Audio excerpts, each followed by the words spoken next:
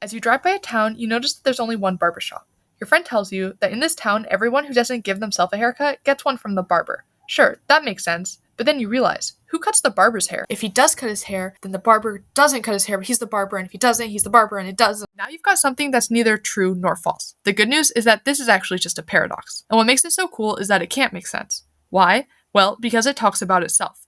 The barber does something to people who don't do it to themselves. People and themselves are leading to the same thing. Hence, self-reference. This also shows up in math. Set theory is a way of grouping things together into something called sets, like a set of pineapples, set of even numbers, and the empty set. These all seem harmless enough, right? But they broke math. Allow me to introduce the set of all sets that don't contain themselves. Here's where set theory falls into the trap of self-reference. Does this set contain itself? This is exactly what happened with the barber paradox. And this revelation that the rules of set theory create a paradox that can't be worked around made a lot of people uneasy. Many used to assume that math is consistent, that everything we know, our reality, always follows the same set of rules, like 0 is less than 1, or a positive times a negative is negative, or I'm the best sibling ever. And the theory was that if we take the things that we know to be true without any doubt, we can build the rest of math from there and prove that math and our universe works without contradictions. But then came Kurt Gödel. He said no, you will never be able to make all of math without contradictions. He decided that the way to show this was by building a self-referential statement that proved that no matter what truths you have, there will be a paradox. So how was it made?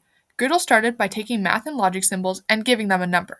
Then he built true statements by using the symbols needed to make the statements and combining their numbers, which in turn gave it its own number.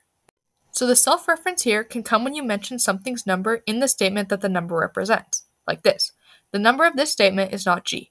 Now all you need to do is make its number g and you have a self-referential paradox. And this one sentence, inspired from the barbershop paradox and set theory, proves that no matter what, math will always have paradoxes. And no matter how consistent our world seems, there can always be something a little off.